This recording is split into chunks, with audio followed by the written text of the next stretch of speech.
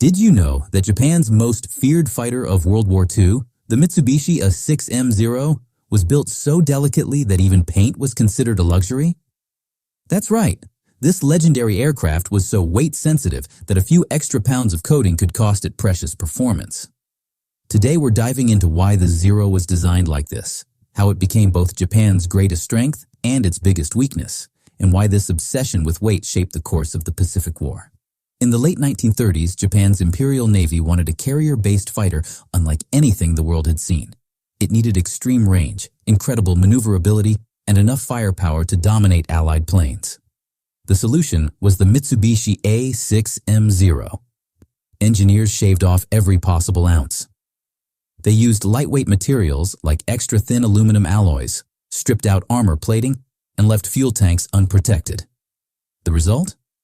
An aircraft that weighed only about 5,000 pounds fully loaded, far lighter than most rivals. This gave the Zero unmatched agility, blistering climb rates, and astonishing range. In fact, it could fly nearly 1,900 miles without refueling, something American fighters couldn't dream of at the time. But this obsession with lightness came with hidden dangers. The Zero's construction was so delicate that even adding a layer of heavy paint was seen as wasteful. Designers often applied the thinnest possible coats, leaving the metal vulnerable to corrosion. Pilots joked that scratching the surface could peel the skin like paper. There was no armor to protect the pilot, no self-sealing fuel tanks to prevent fires. And yes, even the paint mattered. Every extra kilogram risked slowing down its legendary performance. This design philosophy made the Zero a razor's edge weapon, devastating if used right, but fragile in prolonged combat. When war broke out, Allied pilots were stunned. The Zero outturned, outclimbed, and outranged almost every aircraft it faced.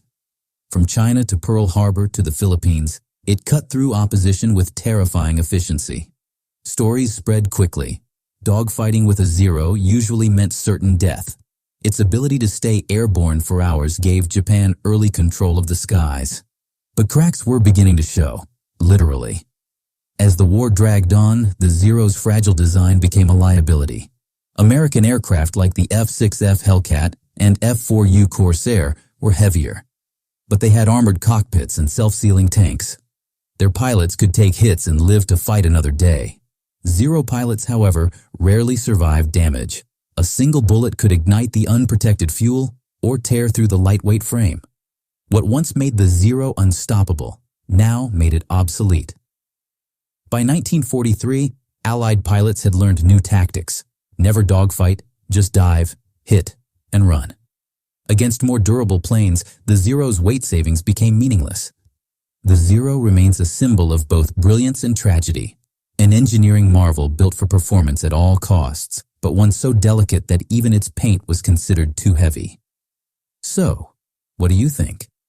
Was the Zero a masterpiece ahead of its time, or a fragile weapon doomed by its own design philosophy?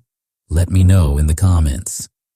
And if you enjoyed this deep dive into aviation history, don't forget to hit like, subscribe, and ring the bell for more stories from the skies of World War II.